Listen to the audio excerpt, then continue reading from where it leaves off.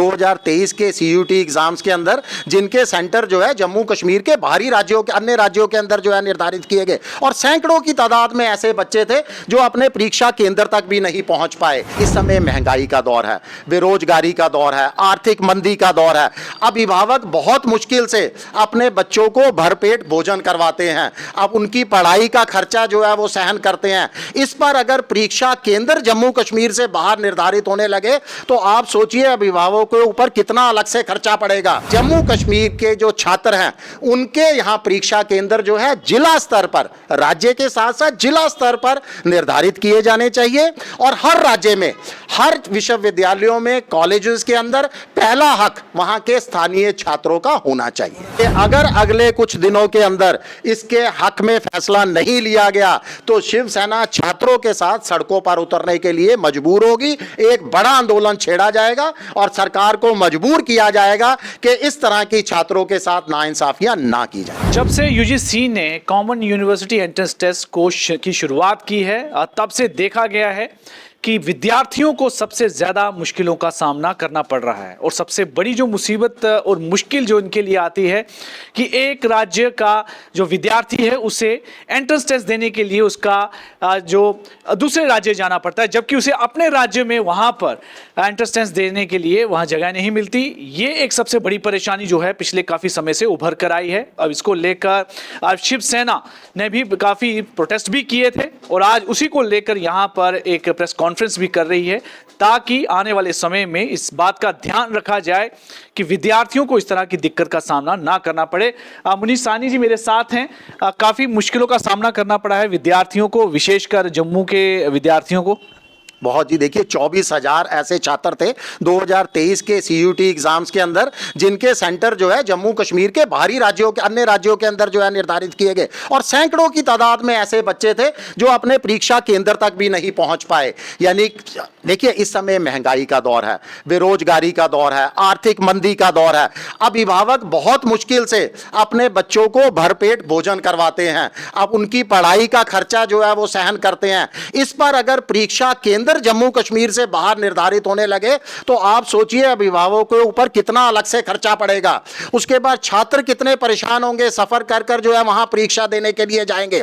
एक तरफ तो सरकार जो है वो दावा करती है कि हम साक्षरता दर को हर राज्य के अंदर 100% तक पहुंचाना चाहते हैं। इसमें भी कोई दो राय नहीं कि जम्मू कश्मीर के माननीय उपराज्यपाल भी लगातार जो है प्रयत्नशील हैं इसके लिए कि जम्मू कश्मीर में भी साक्षरता दर जो है वो केरल के बराबर 100% तक पहुंचे। मगर जम्मू कश्मीर को देश का ताज कहा जाता है, मगर अगर आप साक्षरता दर के अंदर जम्मू कश्मीर की स्थिति देखोगे तो हम टॉप के साक्षरता दर में 10 राज्यों की, शीर्ष वाले राज्यों की सूची के अंदर भी जम्मू कश्मीर कहीं पर दिखाई नहीं देता।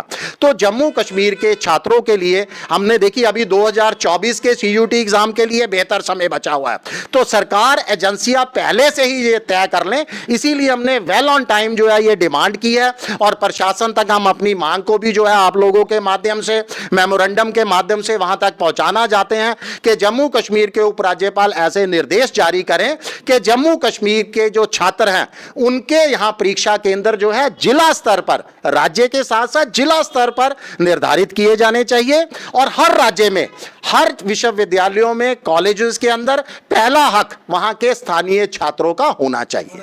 लेकिन ये भी देखा गया था कि पिछले बार जब ये CUT के एंट्रेंस एग्जाम हुए थे बच्चों ने इसको लेकर विरोध भी किया कि उनके जो सेंटर हैं वो दूसरे राज्यों में थे, पड़ोसी राज्यों में वहाँ थे। UT एडमिनिस्ट्रेशन के पास बात पहुंची, LG के पास बात पहुंची, उसके बावजूद भी देखा गया कि बच्चों को एग्जाम देने के लिए बाहर जाना पड़ा, फिर भी वो इस पर ज़्यादा गंभीर नहीं थे। क्या लगता है कि सरकार जो है इस बार तैयार रहेगी? देखिए रहना पड़ेगा, सरकार का हक होता है, प्रशासन सरकार का हक है कि जनता की मांगों पर गौर करे, उनकी जायज मांगों के हक के अंदर फैसले ले। अगर सरकार जनता की मांगों को नजरअंदाज करेगी, उनको सड़कों पर जो है ऐसे ही छोड़ देगी, तो मुझे लगता है उस सरकार का सरकार में बने रहने का कोई हक नहीं है। आज हम अगर मांग कर रहे हैं, उपराज्यपाल, माननीय उपराज्यपाल जी से निवेदन कर रहे हैं, तो साथ में हम भी जारी कर रहे हैं कि अगर अगले कुछ दिनों के अंदर इसके हक में फैसला नहीं लिया गया तो शिवसेना छात्रों के साथ सड़कों पर उतरने के लिए मजबूर होगी। एक बड़ा आंदोलन छेड़ा जाएगा और सरकार को मजबूर किया जाएगा कि इस तरह की छात्रों के साथ नाइंसाफियां ना की जाएं। एक ये भी चीज देखी गई है कि बच्चों को एक बराबर समान तरीके से उनको एक कॉम्पिटिटिव प्लेटफॉर्म मिलता है ताकि अच्छी यूनिवर्सिटी से वो अपनी ग्रेजुएशंस कर सकें, आगे की पढ़ाई कर सकें। जो बच्चे रह गए उनको कहीं ना कहीं उनके साथ एक तरह की नाइंसाफ़ी हुई, ताकि उनको जो उम्मीद थी, जो अच्छे ब्राइट बच्चे थे, सिर्फ एक ही कारण था कि दूसरे जगहों पर, दूसरे शहरों में विशेषकर लड़कियों को काफ़ी मुश्किलों का सामना करना पड़ा। क्या कहेंगे?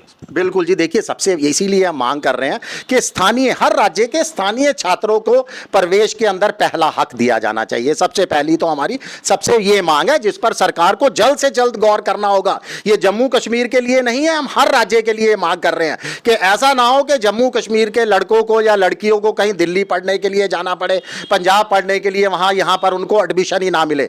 तो सबसे पहला हक स्थानीय छात्रों का होना चाहिए। जो परीक्षा केंद्र निर्धारित किए जाएं वो हर जिला स्तर पर निर्धारित किए जाने चाहिए, ताकि बच्चों को, आप अगर एंट्रेंस टेस्ट ले रहे हो तो बच्चों को मानसिक दबाव तो ना बनाओ ना उनके ऊपर। आप सफर करवाकर उन पर इतना मानसिक दबाव बना दोगे कि वो परीक्षा में बेहतर अपना प्रदर्शन नहीं दे पाएगा। तो सरकार को सोचना होगा। हर सरकार चाहती भी है कि साक्षरता दर जो है वो बढ़े, साक्षरता दर 100% हो। तो अपने ही सपने को कामयाब बनाने के लिए सरकार को इस तरह के फैसले लेने होंगे। जी बिल्कुल।